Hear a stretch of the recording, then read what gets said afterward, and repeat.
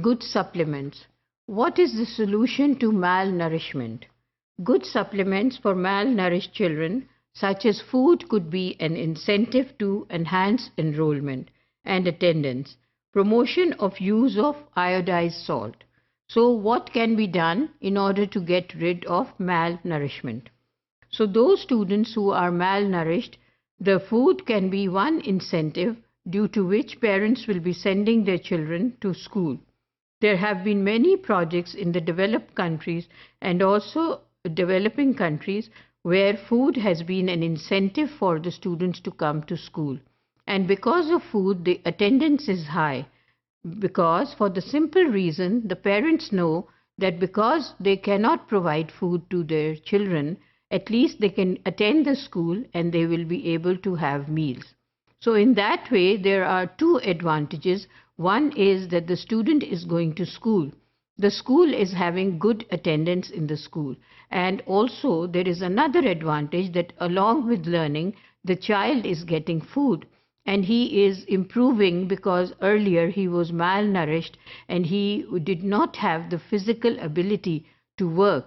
And now while attending the school, he is not only learning but is also physically developing himself. His growth is taking place and the chances of him being malnourished are improving and he is becoming healthier. Promotion of use of iodized salt.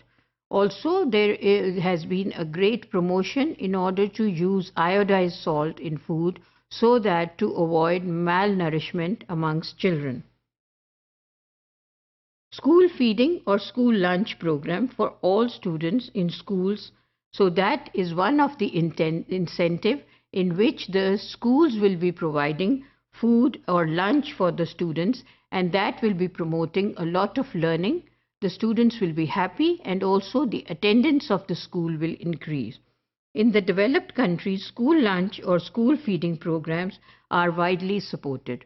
So not only in the developing countries but also in the developed countries, it is appreciated when the schools they provide food, because number one, the student is going to learn, and number two, he is going to have food, and number three, he is going to escape the risk of malnutrition, because these programs which are being held in the schools to provide school lunch are careful to take care that the food is having all nutrients which are important for the growth of the child. So this school feeding program is very successful in getting children into learning and also getting their health better. In a number of neighboring countries, school feeding programs are also being implemented. So it is not only the West but also in the neighboring countries of Pakistan, there are schools which are providing lunch and food to the students, and that is also an incentive and also a reason to have better health and good health, and the students have good nutrition in their food. Pakistan had launched this program in the past and its results were encouraging. However, it was stopped mainly due to mismanagement.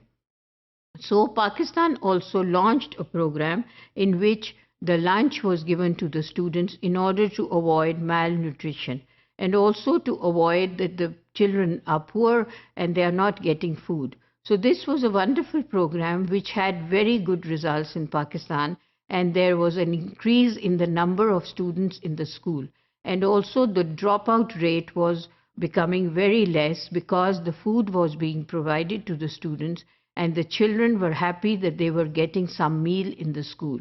And also because of getting good food, they were growing, their health was becoming better, and also they were learning in a better manner than before.